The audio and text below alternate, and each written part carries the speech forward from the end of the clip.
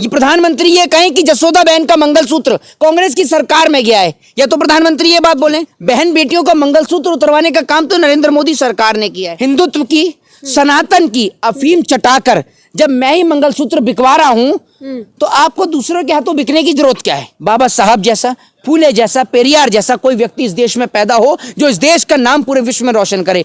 BJP कभी नहीं चाहती कि इस देश के अंदर पढ़े लिखे लोग पैदा हों। भारतीय जनता पार्टी चाहती है कि इस देश के लोग अनपढ़, जाहिल और गंवार रहें। महिला को, बेटी को 9 दिन दुर्गा के रूप में पूजा जाता है। उस देश में बेटी को निर्वस्त्र कर दिया गया। कहां थे प्रधानमंत्री नरेंद्र मोदी? प्रधानमंत्री को कोई फर्क नहीं पड़ता कि बेटियों को निर्वस्त्र किया जाए, चाहे चाइना हमारी जमीन कैप्चर करे, चाहे देश के नौजवान बेरोजगारी से मरे, चाहे देश की जनता महंगाई से मरे। नरेंद्र मोदी जी को वोट दीजिए। गैस का सिलेंडर, पेट्रोल और डीजल इतने महंगे करेंगे कि मंगलसूत्र क्या, आपके घर के बर्तन भी बिकवा देंगे और आपके हाथ में वो कटोरा थमा देंगे जिस कटोरे में नरेंद्र मोदी ने 35 साल भीख मांगी। चुनाव आयोग कौन सी गहरी नींद में सो रहा? चुनाव आयोग को पता नहीं धर्म के नाम पर कोई वोट नहीं मांग सकता और ये धर्म के नाम पर चिल्ला रहे हैं। लेकिन पढ़े लिखे लोग हो इस देश में तो समझ में भी आए। इस समय हमारे साथ बातचीत करने के लिए मौजूद हैं मोहित शर्मा। सबसे पहले तो बताइए कि क्या कहेंगे इस बयान पर कि कांग्रेस की सरकार आती है तो गले में मंगलसूत्र नहीं बचेंगे। देखिए, सबसे पहली बात तो देश के प्रधानमंत्री का भी परिवार था। आज माताजी उनकी नहीं है लेकिन वाइफ उनकी है। तो मैं पूछना चाहता हूं, उनकी वाइफ जब थी और वाइफ अभी भी है तो उस टाइम पे कांग्रेस की सरकार थी देश में, तो क्या उनकी वाइफ का मंगलसूत्र चला गया? सबसे पहले तो प्रधानमंत्री अपने घर से शुरुआत करें। ये प्रधानमंत्री ये कहें कि जसोदा बहन का मंगलसूत्र कांग्रेस की सरकार में गया है, या तो प्रधानमंत्री ये बात बोले। जब उनकी खुद की वाइफ का मंगलसूत्र नहीं गया तो वो दूसरों को क्या समझा रहे हैं? दूसरी बात यह कि देश की बहन बेटियों का मंगलसूत्र उतरवाने का काम तो नरेंद्र मोदी सरकार ने किया है। कोरोना के काल में जिसका पति मर रहा था और उसके पति को इलाज नहीं मिल रहा था तो उस पत्नी ने अपने पति के बेहतर इलाज के लिए अपने मंगलसूत्र को बेच दिया। जब इस देश के अंदर नोटबंदी हुई, बेटी की शादी थी और बेटी की शादी में उसी का पैसा बैंक से नहीं मिला तो मां को मजबूरी में अपनी बेटी की शादी करने के लिए अपने मंगलसूत्र को बेचना पड़ा।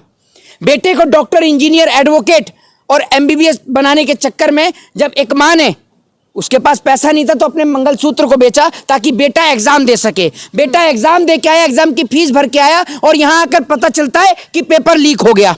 तो मंगलसूत्र बिकवाने का काम तो आपने किया है। और नरेंद्र मोदी जी की आप बात नहीं समझी। नरेंद्र मोदी जी कह रहे हैं कि जब मैं इस देश की जनता को हिंदुत्व की, सनातन की अफीम चटाकर जब मैं ही मंगलसूत्र बिकवा रहा हूं तो आपको दूसरों के हाथों बिकने की जरूरत क्या है? दूसरी बात यह कि आप एक बार और मौका दीजिए नरेंद्र मोदी जी को।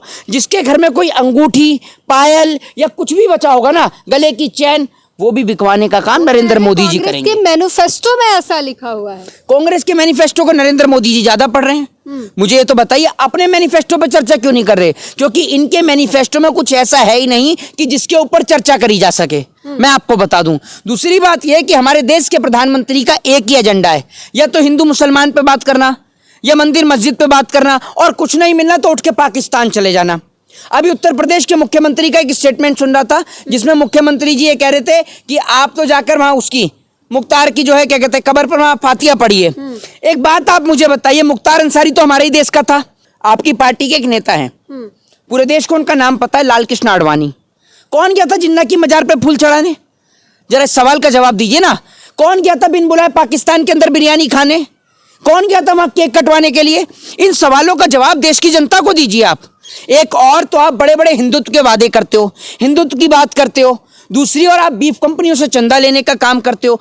आपका ये जो नकली हिंदुत्व है और इस देश के नौजवानों को शिक्षा की राह से हटाकर जिस तरीके से आपने उनको दंगे और लड़ाई की राह पर लाकर खड़ा कर दिया, एक दिन ऐसा आएगा कि ये जो लोग हैं जिनको आप नफरत की आग में जला रहे हो, ये एक दिन आप ही के ऊपर हावी होंगे। ये बात आप लिख के ले लीजिए। दूसरी बात ये, हमारे देश के अंदर इंडियन अनएम्प्लॉयमेंट की एक रिपोर्ट है जिसके अनुसार, साल 2024 की रिपोर्ट है, जिसके अनुसार भारत देश में हर 3 में से एक व्यक्ति बेरोजगारी से जूझ रहा है।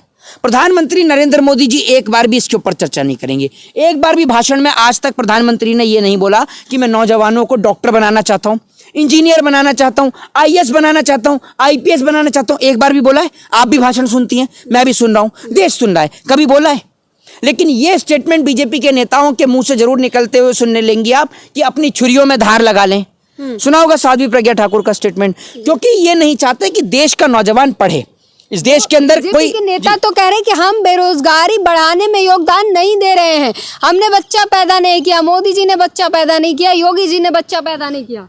एक बात आप मुझे बताइए, नहीं योगी जी ने बच्चा पैदा नहीं किया, मोदी जी ने बच्चा पैदा नहीं किया, एक बात आप मुझे बताइए, अगर देश में एक बात आप मुझे बताइए, आज अगर इस देश के अंदर कोई माँ भगत सिंह जैसा बेटा पैदा नहीं करती, बच्चे पैदा नहीं होते, तो भगत सिंह जैसा वीर पैदा होता है इस देश में?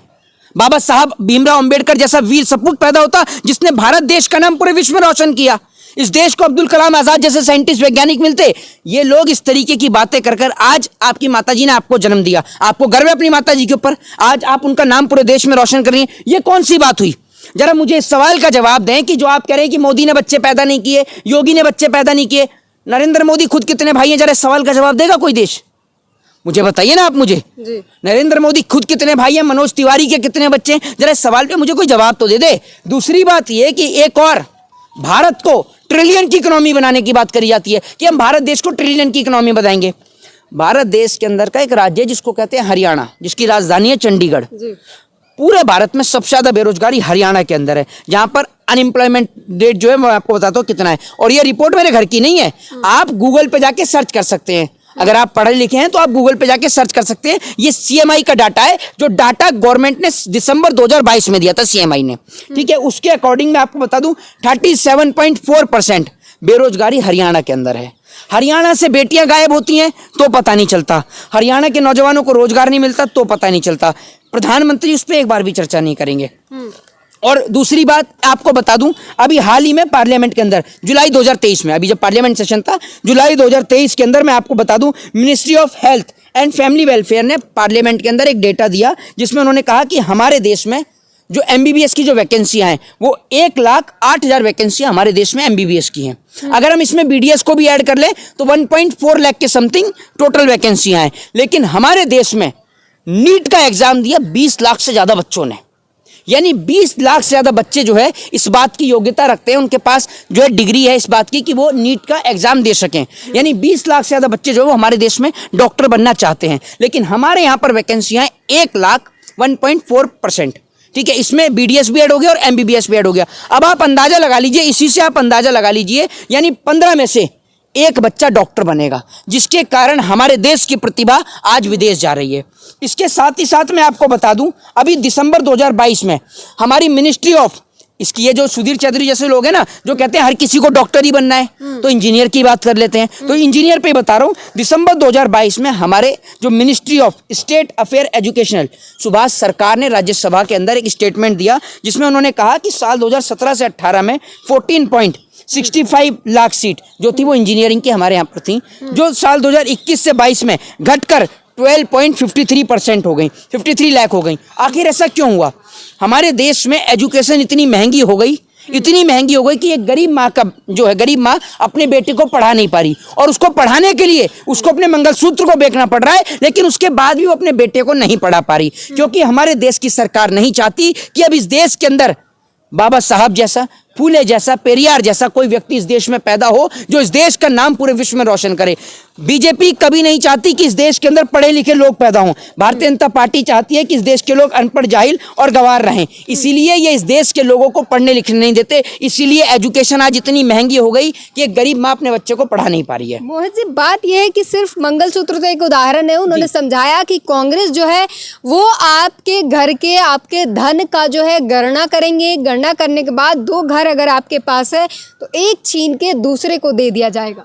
देखिए, ये काम तो नरेंद्र मोदी सरकार का है। मैं हवाई बातें नहीं करता हूं, मेरे पास तर्क और तथ्य होगा, लॉजिक होगा तो ही मैं आपसे बात करूंगा, अदरवाइज मैं मना कर दूं। मेरे पास सवाल का जवाब नहीं है। पूरे देश ने देखा कि लोगों के बने बनाए मकानों को तोड़कर झुग्गी देने का काम किसने किया, और झुग्गी में भी नहीं रहने दिया लोगों को। पूरे देश ने देखा ना बुलडोजर किसने चलाई। तो पूरे देश को पता है कि लोगों के घर कौन तोड़वा रहा है, लोगों के से रोजगार कौन छीन रहा है। क्या लोग अंधे हैं? एक बात आप मुझे बताइए, जिस देश के अंदर महिला को, बेटी को 9 दिन दुर्गा के रूप में पूजा जाता है, उस देश में बेटी को निर्वस्त्र कर दिया गया। कहाँ थे प्रधानमंत्री नरेंद्र मोदी? प्रधानमंत्री कहते हैं ना कि पूरा देश उनका परिवार है। अगर ऊपर वाला न करे, किसी नेता की बेटी होती तो क्या उसे इंसाफ नहीं मिलता? बताइए ना आप मुझे, क्या प्रधानमंत्री उससे मिलने नहीं जाते? जाते, बिल्कुल जाते। लेकिन वो किसी गरीब की, किसी किसान की, किसी मजदूर की, किसी आदिवासी की बेटी थी, इसीलिए प्रधानमंत्री वहां नहीं गए। प्रधानमंत्री को कोई फर्क नहीं पड़ता कि बेटियों को निर्वस्त्र किया जाए, चाहे चाइना हमारी जमीन कैप्चर करे, चाहे देश के नौजवान बेरोजगारी से मरे, चाहे देश की जनता महंगाई से मरे। और आप ये बात आज मुझसे लिख लीजिए, जिसके गले में कोई चैन, कोई अंगूठी, कोई पायल है, नरेंद्र मोदी जी को वोट दीजिए। गैस का सिलेंडर, पेट्रोल और डीजल इतने महंगे करेंगे कि मंगलसूत्र क्या, आपके घर के बर्तन भी बिकवा देंगे और आपके हाथ में वो कटोरा थमा देंगे जिस कटोरे में नरेंद्र मोदी ने 35 साल भीख मांगी। कहेंगे कि मैंने भीख मांगी, अब तुम भी भीख मांगो, अब तुम्हारी बारी है भीख मांगने की। प्रधानमंत्री अपने रैलियों के दौरान कह रहे हैं, जनता से कह रहे हैं कि जो काम रह गया है अधूरा, आप जाइए उनके अपने अड़ोस पड़ोस में समझाइए कि तीसरी बार मोदी को वोट देकर बुलाएं और तीसरी बार में सारा काम कर दिया जाएगा। वैसे तो हमने किया, लेकिन अधूरा रह गया, तो ये पब्लिक को समझाए कि काम पूरा हो जाएगा। पब्लिक का तो कुछ ऐसा मिजाज है कि पब्लिक पता नहीं क्यों अपने जूतों की माला, पुराने जूतों की माला घर के बाहर टांगे पड़ी है।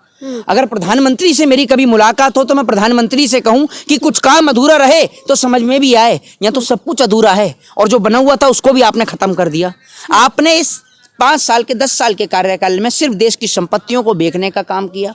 आपने वादा किया 2 करोड़ नौजवानों को रोजगार देने का, वो आपने नहीं दिया। 15 लाख को आपने जुमला करार दे दिया। 100 स्मार्ट सिटी आपकी पता नहीं कहां चली गई। बुलेट ट्रेन आपकी पता नहीं कहां चली गई। बुलेट ट्रेन की आड़ में भारतीय रेलों की स्थिति खराब हो गई। भारतीय रेलों का प्राइवेटाइजेशन हो गया। पूरे देश ने देखा आज देश की स्थिति क्या है। आज पूरा देश देख रहा है कि हमारे देश का प्रधानमंत्री, और इस देश की बड़ी एक अजीब विडंबना है कि इस देश के लोग पढ़े लिखे लोगों को राजनीति में लाते नहीं है, अनपढ़ जाहिल गवार लोगों को राजनीति में लेकर आ जाते हैं। जो 2 कौड़ी के लोग, जो मेरे को ऐसा लगता है कि इनको कॉमेडियनों को सबको लाकर खड़ा कर दिया है। ने तो डिग्री दिखाई थी बकायदा प्रधानमंत्री। देखिए एक बात आप मुझे बताइए, हाँ। अब मैं एडवोकेट हूँ। हाँ। अब कल को अगर कोई मेरे से डिग्री मांगेगा तो मैं आके अपनी डिग्री दिखाऊंगा ना। हाँ। आप थोड़ी दिखाएंगी। कोई नरेंद्र मोदी जी के असिस्टेंट लग रहे हैं, पीए लग रहे हैं अमित शाह जी, नरेंद्र मोदी क्यों नहीं आता? और नरेंद्र मोदी इतने पढ़े लिखे हैं तो आए देश की जनता से बीच चौराहे पे, मैं ओपन चैलेंज देता हूँ। मैं नरेंद्र मोदी से कहता हूँ, नरेंद्र मोदी जी आप एंटायर पॉलिटिकल साइंस से एमए कर रखी है आपने, तो मैंने तो फिर भी एलएलबी करी है, लॉ करी है। मैं तो आपसे 10वीं 12वीं के सवाल करूंगा, आप 10वीं 12वीं के सवाल का जवाब दे दीजिएगा, मैं मान जाऊं। ये आदमी अगर इससे कोई खड़ा होकर पूछ ले ना, भैया 16 और 16 कितने होते हैं, ये उसको जोड़ने में आधा घंटा लगा देगा। जो प्रधानमंत्री बने बैठे हैं, ऐसी डिग्रियां बहुत बनती है, मैंने देखी है बनती। सवाल ये भी है, प्रधानमंत्री लगातार जनता से ये कह रहे हैं कि जिन लोगों ने राम को ठुकरा दिया, राम के निमंत्रण को ठुकरा दिया, आप उनको ठुकरा दीजिएगा और याद रखिएगा मतदान करते समय रामलला का मंदिर। चुनाव आयोग कौन सी गहरी नींद में सो रहा? चुनाव आयोग को पता नहीं है धर्म के नाम पर कोई वोट नहीं मांग सकता, और ये धर्म के नाम पर चिल्ला रहे हैं। लेकिन पढ़े लिखे लोग हो इस देश में तो समझ में भी आए। लोगों को तो पागल बना रखा है। भाई इलेक्शन कमीशन कहाँ है? अगर ये बात नरेंद्र मोदी ने कही है, आप तो जानती है ना कि इलेक्शन में कुछ सीमाएं होती हैं, आप धर्म के नाम पर वोट नहीं मांग सकते। और एक बात आप मुझे बताओ, राम के निमंत्रण को ठुकरा दिया। बारात थी घर में, तुम्हारे बहन बेटी की बारात आ रही थी, तुम निमंत्रण बांटते फिर रहे थे। राम तो सबके हैं भाई, जब आपके घर में कोई शादी होगी तभी तो आप निमंत्रण देंगी। राम का निमंत्रण देने वाले होते कौन हो आप राम के पूर्वज हो? क्या हो आप हैं? आपने अपने आप को, आपको शर्म नहीं आती? आपने तो फोटो में राम को हाथ पकड़ के चलना सिखा दिया। आप तो इतने बेशरम हो, आपसे बड़ा कोई बेशरम है? भाई बिठाओ ना इन जैसे लोगों के सामने, हम देंगे इनको जवाब। मोहित जी, वो आपके प्रधानमंत्री है देश के। अरे प्रधानमंत्री है, मैंने कब मना किया प्रधानमंत्री हैं? जो प्रधानमंत्री इस बात की गरिमा भूल गया कि इस देश के अंदर बेटियों को 9 दिन पूजा जाता है, उनको देवी समझ के उनकी पूजा करी जाती है, उस देश के अंदर प्रधानमंत्री कह रहा है बेटी बचाओ बेटी पटाओ। प्रधानमंत्री को है पता कि वो प्रधानमंत्री है? उनको गरिमा है इस बात की? वो टंग स्लिप है, वो हो जाता है कभी कभार, हर किसी से रहती है। स्लिप ऑफ टंग हो जाता है, वो बात आपकी सही है। जो बैठकर विधानसभा में पॉर्न वीडियो देख रहे हैं, ये कह दीजिए फोन भी टंग है। तो ये जिस तरीके की भारतीय जनता पार्टी की सोच है ना, बहुत गिरी सोच है। और बेटियों को बचाने की जरूरत किसी और से नहीं, इनसे ही है। जय हिंद, जय भारत, वंदे मातरम। अच्छा, एक और सवाल ले लीजिए, कल के सुप्रीम कोर्ट के फैसले पर बातचीत कर ले। कल जो है सुप्रीम कोर्ट ने फैसला दिया, ईवीएम पर लगातार जो लड़ाई चल रही थी उसमें वीवीपैट के ईवीएम के पर्चियों से 100% मिलान की जो है याचिका खारिज कर दी गई और बैलेट पेपर की याचिका खारिज कर दी गई। कहा गया कि अगर आपको शक है तो उम्मीदवार 7 दिन के अंदर कंप्लेन करे, उसकी अपने खर्चे पर जाँच होगी। अगर माना गया कि वो छेड़छाड़ हुई है तो पैसे जो है वापस कर दिए जाएंगे, वरना नहीं। तो इसको किस तरीके से देखते हैं? देखिए एक बात मैं जानता हूँ, इतना सा मैं जानता हूँ कि मैंने इस देश में अपनी आंखों से चंडीगढ़ का मेयर का चुनाव देखा। मैंने देख लिया कि बीजेपी की औकात कितनी है। जो पार्टी बिना बेईमानी के एक छोटा सा चुनाव नहीं जीत सकती। और आप सभी को पता है कि आज हम मशीन के ऊपर चर्चा करते हैं तो चैनलों पर स्ट्राइक आ रही है, चैनलों को बंद किया जा रहा है। तो ये देश में ना एक तरीके से आप ये समझ लीजिए तानाशाही चल रही है, डिक्टेटरशिप चल रही है। एक जगह की लोकसभा आपने देखी होगी जहां पर प्रत्याशी को पहली घोषित कर दी गई जीत, सूरत की कांग्रेस के कैंडिडेट का टिकट वहां पर काट दिया गया। तो तानाशाही नहीं है तो क्या है? पता ही ना आप मुझे, वो कांग्रेस के प्रत्याशी का नॉमिनेशन रद्द हो गया। बताइए आप मुझे। वो बीजेपी प्रस्तावकों को वो पेश नहीं कर पाए, इस वजह से उनका रद्द किया मेरी गया। बात सुनिए, ये सब कहने की बातें होती हैं। मैं आप एक बार उम्मीदवारों ने अपना नामांकन वापस कर लिया, वो अकेला आप व्यक्ति देखिए मेरी थे। बात सुनिए, 1947 से देश आजाद हुआ है। जब से मेरा जन्म हुआ मैं तब से चुनाव देख रहा हूँ। मैंने नहीं सुना आज तक बीजेपी के किसी नेता का ऐसे नॉमिनेशन रद्द हुआ हो और वहां पर उसको डायरेक्ट जीत दे दी गई हो। तो ये जो देश है डिक्टेटरशिप की ओर अग्रसर हो रहा है। और जब आप हिटलर को पढ़ेंगे, जब आप मुसोलिनी को पढ़ेंगे, जब आप गोवलकर को पढ़ेंगे, सावरकर को पढ़ेंगे, तो जब आप उनको पढ़ेंगे, उनकी प्रेडिक्शन को पढ़ेंगे, तो वो लोग क्या करते थे मैं आपको बताता हूँ। जो ये धर्म का पाठ पढ़ा रहे ना, वो भी क्या करते थे, जो इस देश के अंदर कम संख्या में लोग हैं, जो ज़्यादा संख्या में लोग हैं, उनका माइंड डाइवर्ट करते थे। जैसे हिटलर ने किया, जैसे पाकिस्तान में किया सुन्नी मुसलमानों को लेकर, ऐसी आज नरेंद्र मोदी भाजपा सरकार कर रही है। कि पहले लोग करते हैं व्हाट्सएप के जरिए हिंदू को खतरा है। हिंदू को किससे खतरा है भाई? हम इस देश में सबसे ज्यादा हैं, हमें किससे खतरा होगा? और हम लोग सब भाई हैं। I proud to be Indian. हम तो कहते हैं कि हिंदू मुस्लिम सिख ईसाई क्या है भाई, गर्व से कहिए, गौरव के साथ कहिए I proud to be Indian. गर्व से कहिए हम भारतीय हैं। भारतीय कहने में कोई शर्म थोड़ी है। तो ये जो गोवलकर की जो आइडियोलॉजी है, ये जो इनकी हिटलर की आइडियोलॉजी है, इस देश में मत चलाइए, देश बर्बाद हो जाएगा। ठीक है, तो ये मोहित शर्मा है और तमाम सवालों पर इन्होंने जवाब दिया। अब इस पूरी बातचीत पर अपनी प्रतिक्रिया जरूर दीजिए। नेशनल दस्तक की आपसे गुजारिश है कि अगर इसको बचाना चाहते हैं तो नेशनल दस्तक को सब्सक्राइब करने के लिए रेड कलर के सब्सक्राइब बटन को दबाएं, फिर बेल आइकन की घंटी दबाएं। नेशनल दस्तक को बचाने के लिए बहुत जरूरी है कि हर खबर को शेयर करें, लाइक करें, कमेंट जरूर करें।